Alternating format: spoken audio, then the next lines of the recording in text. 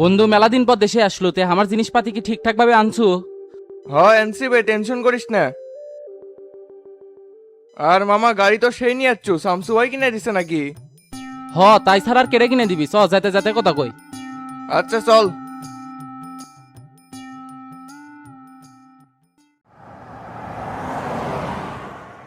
এ আসতে টানবে। অনেক দিন পর দেশে আসছো, তো উড়ে লিয়ে যাবো। কে রে, তোর তো আমাকে এয়ারপোর্ট থেকে রিসিভ করার কথা ছিল, এত দূর আমার ট্যাক্সি করে আসা লাগলো। কেডা জানে যে তুই একবারে টাইম মতো চলে আসবো, আমি তো যাবেরই লাগছিলাম।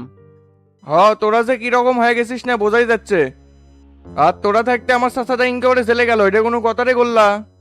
ওই কথার কোষ নেবে, তোর চাচা খাইলু চোর নাবে বড় ডাকাত এলাকাত কি কি শুরু করছিল জানিস? এমপি হওয়ার সাথে সাথে এলাকাত মাদক চুরি ডাকাতি সবকিছু ডিলারশিপ নিয়েছিল। আর উপজেলা 200 কোটি টাকা তো তাক নিয়ে আত্মসাৎ করছে, তাই তো জেলে যাবি। সবই ষড়যন্ত্র, আসলে চাচা বিপুল ভোটে এমপি হচ্ছিল তো, তাই কারো সহ্য হচ্ছিল না। আজ এটা দলকানার মতো কথা কোষ না জানি। চলে সবই জানো পারবুনি, তোর চাচা যে কত খ্যাস্টে গ্রামের মানুষের থেকে নিজের কানে শুনিস। তে এবার কতদিনের জন্য আসলো দেশে? 3 মাসের ছুটি পাইছি, তবে এবার যাবো কিনা ভাবিচ্ছি। যাবো না কে, এই গ্রামে থেকে কি করবো, এটি কিছুই নাই। চাচার সাথে থাকা লাগবে, আজ তার কেউ নাই দেখে সবাই তার পিছে বাস দেওয়ার সুযোগ পাচ্ছে। দেখ বন্ধু, দীর্ঘদিন বিদেশে আছিল, বর্তমান প্রেক্ষাপট তো তোর অজানা। তোর চাচা হলো এলাকার মধ্যে সবচেয়ে বড় ক্রিমিনাল, আজ এটা সত্য না জানে কাউকে জানি দোষ দিস না। বাড়ির চলে কাকে সবকিছু তোর চোখের সামনে পরিষ্কার হয়ে যাবি। হ চলে। আর গ্রামের কি অবস্থা, সবাই ভালো আছে? আছে একরকম। আর ডনের কি খবর? শালার বেটা আমাকে থ্রেট করছিল ফোনে, দেশে আসলে বলে দেখে নিবি। ডন ভাই কি আগের মতো আছে? তাই এখন আমাদের ওয়ার্ডের মেম্বার, তার সাথে গ্যাঞ্জাম করা ঠিক হবি না। আমি ফটিক পে ওগলে মেম্বারে পেলার টাইম আছে, কি জন্য আমাকে ফোনে থ্রেট করছিল সেটা জবাব দেওয়া লাগবি। আর তুই ইনকে ভয়তে নিতে বলিচ্ছু কি জন্যে? আমি ভয়ে নেতা পড়িচ্ছি বে, টেনশন তো করিচ্ছি তোক নিয়া। যে গরম নিয়ে লন্ডন থেকে আসছু, বাড়াবাড়ি করলে কিন্তু চাপার দাঁত ভেঙ্গেলে দিবি। এলাকার মানুষজন তোর চাচার উপর সেই ক্ষেপে আছে। তাই আমার সৎ পরামর্শ, বন্ধু মেহমান হিসেবে এই দেশে ঘুরবে রাখছু, কারোর সাথে ঝামেলা করার দরকার নাই। যে গ্রাম রেখে গেছিল না সেটা আর নাই, বহুত পরিবর্তন হয়ে গেছে। না রে গোল্লাই, ফটিকে অনেক পরিবর্তন হচ্ছে। আমি এমনি এমনি দেশে আসিনি, মেলা হিসাব নিকাশ বাকি আছে। তে শামসু ভাইয়ের এখন কি অবস্থা? নিউজে দেখলাম জনতা বাড়ি থেকে নাকি পদত্যাগ করছে। এগুলা রাজনীতি বুঝবো না বে, দেশে যেহেতু আচ্ছ আস্তে আস্তে সবকিছু জানবার পারবো। তে তোর চাচার কোন বাড়িতে যাবো, পুরাতন রাত না নতুন রাত? চাষি মনে হয় নতুন বাড়িতে আছে, ওটি যা। আচ্ছা ঠিক আছে।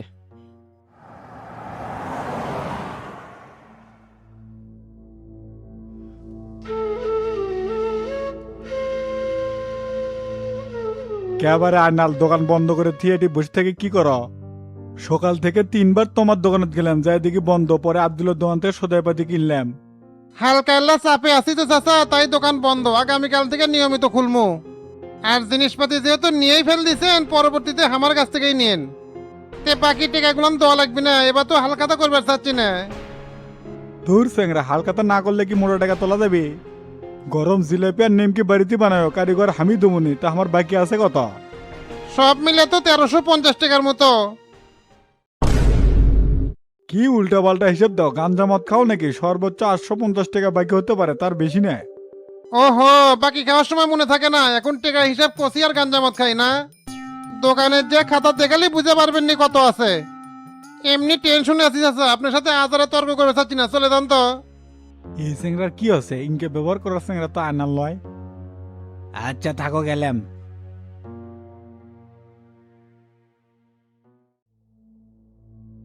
রাব্বি মাদারি আজকেও দোকান খুললো না, আর ওর ফোন এখনো বন্ধ। আর শালার বেটা 2 দিন হলো বাড়িতেও আসিচ্ছে না, কাহিনী কি? নাকি সকল নাটের গুরুই? তেলু আর মিজান যেদিন রাতের বেলা ওকে দেখছিল, কাহিনী তো সেদিনই ঘটছিল। তার মানে রাব্বি এটা করছে, ওর ঘাড়ে তো ব্যাগও আছিল। এতক্ষণ যে সব আস্তে আস্তে পরিষ্কার হচ্ছে, তাহলে রাব্বি জিন সে জেল্লি করছে। তাছাড়া জিনের নাম্বারও বন্ধ, রাব্বির নাম্বারও বন্ধ, 2-2 4 ঠিকই মিলে যাচ্ছে।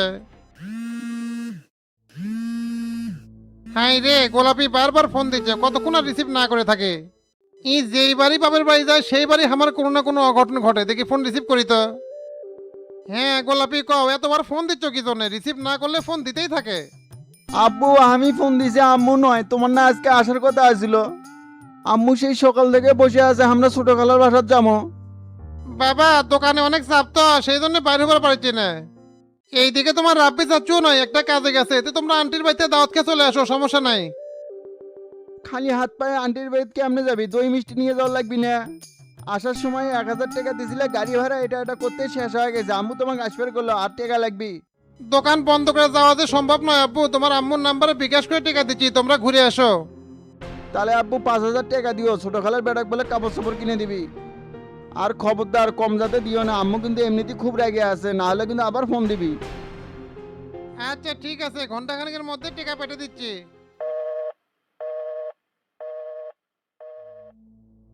কাছে 20 খাওয়ার টাকা নাই, 5,000 টাকা এখন কুটি পাই। আর 1 ঘন্টার মধ্যে টাকা দিবার না পারলে গোলাপি তো ফোন দিয়ে আবার ঝামেলা তৈরি করবে। এখন কার কাছে যামু টাকা ধার করবে?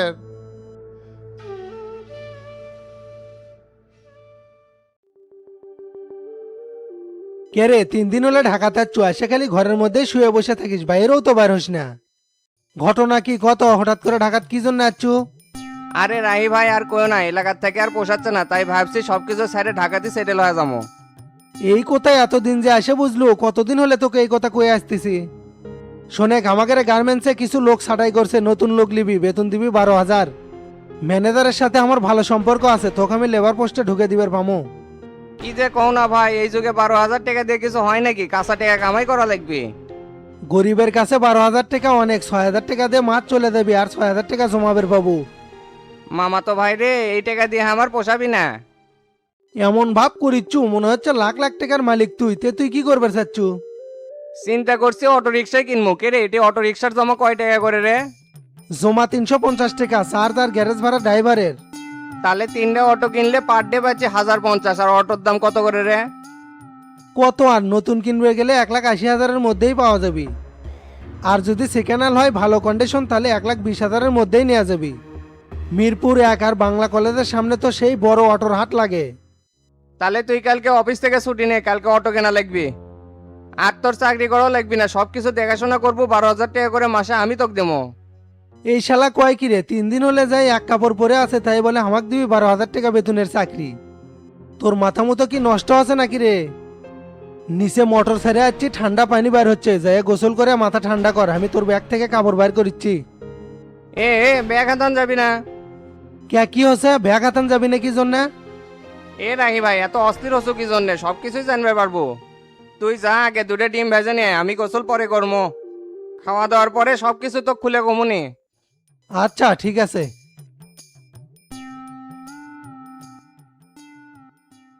এখন যে সকল বন্দি ভাইদের নাম ঘোষণা করা হচ্ছে তাদের প্রত্যেকের সাক্ষাৎ: রাইজুল পিতা মফিজুল দুপসাসিয়া, শহীদুল ইসলাম পিতা শাহিন বাড়ি গাবতলি, তোতা মিয়া পিতা কবির উদ্দিন শাহজাহানপুর শোলডুগরি। আপনাদের প্রত্যেকেরই সাক্ষাৎ 10 মিনিটের মধ্যে স্ক্যাচ। এ তোতা, তোর নাম ডাকছে রে, মনে হচ্ছে কেউ দেখা করবে যাচ্ছে। হ চাচা, ডন মনে হয় দেখা করবে যাচ্ছে। আমার সাথে কেউ দেখা করবে আলো না, পিছিয়ে তো টাকা নাই, কাপড় চোপড়ও কেউ দিল না। এইদিকে ফটিকের আসার কথা ছিল, আইলো কিনা সেটাও জানতে পারলাম না। তাহলে ডনেক যদি কিছু বলা লাগে সেটা বলে দেমনি চাচা। আচ্ছা অক্তালে কোষ পিন্টু যাতে আমার সাথে দেখা করে। আর ওর চাষিক যে কবের কব আমার পিছিয়ে যান 10,000 টাকা লেগে দেয়। জেলে আসার সাথে সাথে ক্রিমি আর টনসিল বেড়ে গেছে, এগুলো ওষুধের সাথে সাথে জ্বরের ওষুধও জান দেয়। আচ্ছা ঠিক আছে বলমনি, আর কিছু কোয়া লাগবে? না আর কিছু কোয়া লাগিচ্ছে না, তুই তাহলে যা, আমি না চুল কেটে আসি। মাথার তো চুলই নাই, তার আবার কাটবেন কি? ভাবছি নাইরা করবো, মাথা খালি চুলকায় আর গরম হয়ে যাচ্ছে। আর এবার দাড়ি ছেড়ে দিমু, বয়স তো আর কম হলো না। নতুন লাইন ধরবেন, চিটের বাটপাড়ির লাইন শেষ, হুজুরের ভ্যাস ধরবেন। এই জগৎ সংসার খুবই অদ্ভুত রে তোতা। ভালো হবার চাইলেও মানুষের কাছে সেটা ভ্যাস মনে হয়। এই জেলে 3 বেলা ভাত খাওয়ার হাকামতো ছাড়া কোনো কাম আছে ক? তাই ভাবতেছি 5 ওয়াক্ত নামাজ পড়বো, অতীতের সবকিছুর জন্য ক্ষমা চামু, আল্লাহ দান ক্ষমা করে দেয়। বাইরে গেলে কি এই হুজুরগিরি থাকবিনি? সঙ্গে সঙ্গে তো আপনার মধ্যে বড়দিন হাজির হয়ে যাবিনি। আপনি যে একটা পাক্কা শয়তান লোক সেটা কি আপনি জানেন? পরিস্থিতি ভেদে গিরগিটির মতো খালি নিজের রূপ পাল্টান। এ তুই যা তো, 10 মিনিটের মধ্যে ক্যাশ টেবিলে হাজির হবার কাছে, না হলে সাক্ষাৎ ক্যান্সেল হবিনি। আমি নামাজ পড়বো কি না পড়বো আমার ব্যাপার, তুই পড়বো কিনা সেই কথা ক। মুসলমান হয়ে যখন জন্মগ্রহণ করছি, নামাজ তো পড়াই লাগবি। এ হাসু, ব্যাগ থেকে আমার কেস কার্ডটা নিয়ে আয় তো। ঠিক আছে বস, আর পিসি বইয়ে কি নিয়ে আসবা নাকি? হ্যাঁ লিয়ে আসিস, দোকান থেকে কাঁচামরিচ সর্ষের তেল আর পেস্ট তোলা লাগবি। এলে তোলার সাথে সাথে 1 প্যাকেট গল্লি বলি আসিস তো। পরের উপরে তো ভালোই আজান দিচ্ছেন। এ তোতা চাপ লিচ্ছুকে, টেকা আসলে আমি তোর গেলে 1 মাস চালাম হবে। এ তুই এলে নিয়ে নিচে আয়, আমি ক্যাশ টেবিলে গেলাম। আচ্ছা।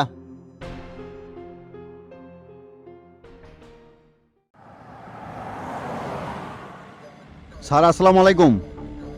ওয়ালাইকুম আসসালাম সালাইমান সাহেব, আপনি বগুড়ার সদর থানার দায়িত্বে আছেন না? জি স্যার। আপনাকে ঘোড়ারঘাট থানায় ট্রান্সফার করা হচ্ছে। বলেন কি স্যার, আমার তো আরো 9 মাসের মতো সময় আছে। সামনে জাতীয় নির্বাচন, এই জন্য প্রত্যেক থানার ওসিকে রদবদল করা হচ্ছে। আপনি 10 তারিখের মধ্যে ঘোড়ারঘাট থানায় জয়েন করবেন। স্যার এত অল্প সময় কেমনে কি করব? It's my order, understand?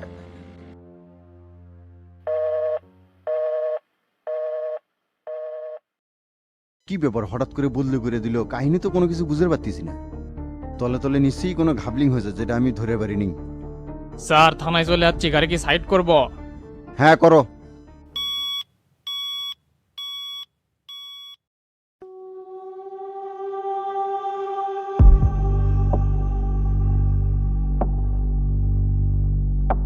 এ জামিল সাহেব, আপনার ফোনে কথা কওয়া শেষ হলে একটু রুমে আসেন তো।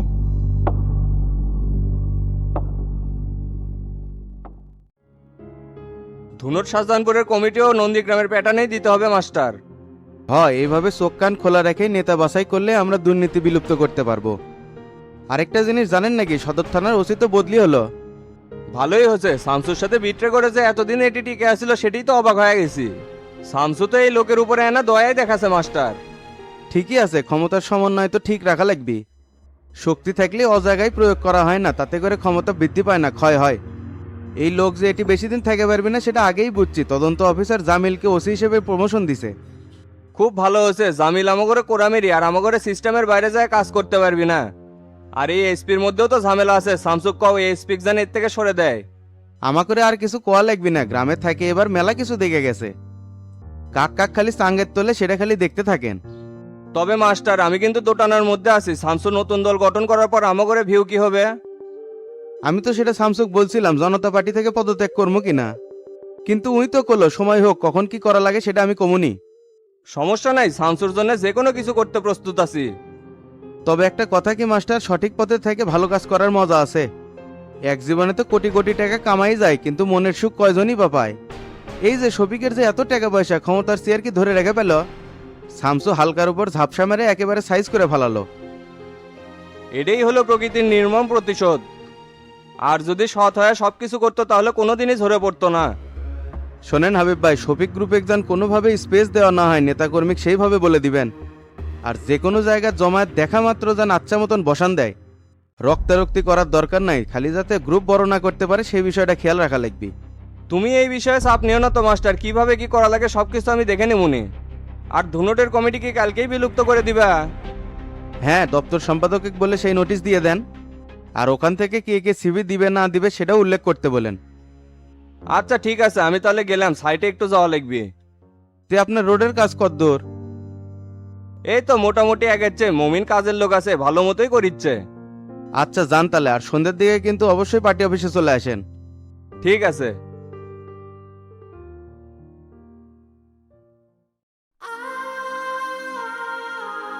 ভাই কেঙ্কা আছেন? শরীর ভালো আছে তো? হ্যাঁ ভালোই আছি। তে ওদিককার কি অবস্থা রে, জামিনের কি করলো? মাস্টারের কাছে শুনছি শামসু ভাই নাকি জামিনের ব্যবস্থা করিচ্ছে। খুব শীঘ্রই আপনি বাইর হবেন, টেনশন করেন না তো। আর খাবার দাবার কি ঠিক মতো খাবার পারিচ্ছেন? জেলের খাবার কি আর ঠিক মতো খাওয়া যায় রে? এটা ওটা খায় দিন চলতেছে। আর পিসিতে টাকা লেগে দিস তো, এদিকে সবিকের খরচ তো আমার চালান লাগতেছে। ওই শালা মাদারি খরচ আপনি চালাবেন কৃষক। সমস্যা নাই রে, সবিকের টাকা আসলে সব রিটার্ন দিয়ে দিবি। আর শোন, পিন্টুকে কোচ তো সবিকের সাথে যেন আগামীকাল এসে দেখা করা যায়। তার আগে সবিকের বড়ির সাথে দেখা করে পিসির যান টাকা লেগে দেয়, সেটাও কোষ। পিন্টু কোয়া লাগবে কৃষক, খোঁজ পেলাম ফটিক বলে দেশে আছে। সেটা আসলে আসুক, তুই যেটা করলাম তুই সেটা করিস। আর পিন্টুক কই দিস বেশ কিছু কাপড় চোপড়ও যান নিয়ে আসে, তার সাথে টনসিল ক্রিমি আর জ্বরের ওষুধও যান দেয়। ঠিক আছে ভাই, কমুনি। আর আপনার কিছু লাগবে? না রে, আর কিছু লাগবে না, এর থেকে আমাকে তাড়াতাড়ি বাই করার ব্যবস্থা কর। আপনি এত চাপ নিয়েন না তো, শামসু ভাই যেহেতু দায়িত্ব নিছে তাই তাড়াতাড়ি বাড়ি করবে। তাহলে ভাই আমি গেলাম, আর পিসিত 5,000 টাকা লেগে দিচ্ছি। আচ্ছা ঠিক আছে, যা।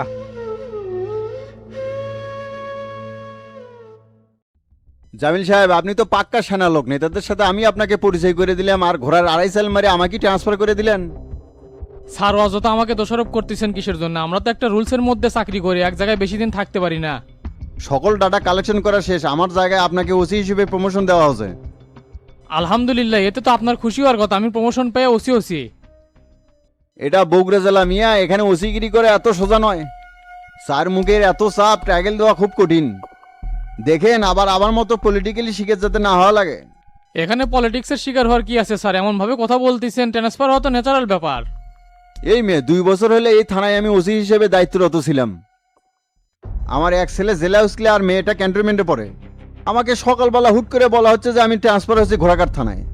এখন এই অল্প সময়ের মধ্যে কেমনি আমি সব কিছু শিপমেন্ট করবো? পুলিশের চাকরি করলে স্যার এরকম দৌড়াদৌড়ি করার অভ্যাস থাকার দরকার আছে। দোয়া করি নতুন জায়গায় ভালোভাবে দায়িত্ব পালন করেন, আর আমার জন্য দোয়া করেন স্যার। বুঝতে পারছি শামসুর কথায় উঠবেশ করিচ্ছে, তো আমিও সোলেমান দেখে নিব তুমি এখানে কেমনে শান্তি মতো কাজ করো। স্যার যাওয়ার আগে এত হাইপার হওয়ার দরকার নেই, এখন বাসায় যে সব গুছগাছ করে নেন গা। আর কিছু বলবেন স্যার? না হলে চলে গেলাম, আমার কাজ আছে। না আর কি বলবো, যাও।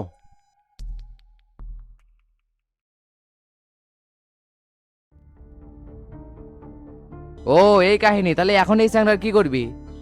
সারা জীবন তো আর এটি প্রোটেক্ট করে রাখতে পারবো না। এডেলে এত চাপের কিছু নাই, সম্রাটের সাথে কথা বলে একটা ব্যবস্থা কর্ম নেই।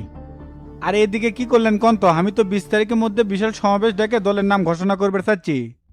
এর মধ্যে বান্দির বাচ্চা খুঁজে বাইর করতে না পারলে গোলার তো কাটা হয়ে যাবি। আমি অলরেডি পয়েন্টে পয়েন্টে লোক সেট করছি, চাপের কিছুই নাই, ধরা ওকে পড়তে হবে আমাদের হাতে। আর তুই প্রশাসনের সাথে এই বিষয়টা শেয়ার করে, তাহলে আমাদের সুবিধা হবে। আমি স্বরাষ্ট্রমন্ত্রীর সাথে অলরেডি এই বিষয়টা শেয়ার করছি, তবে এই শালা প্রশাসনের হাতে পড়ার আগে ওকে ধরতে হবে।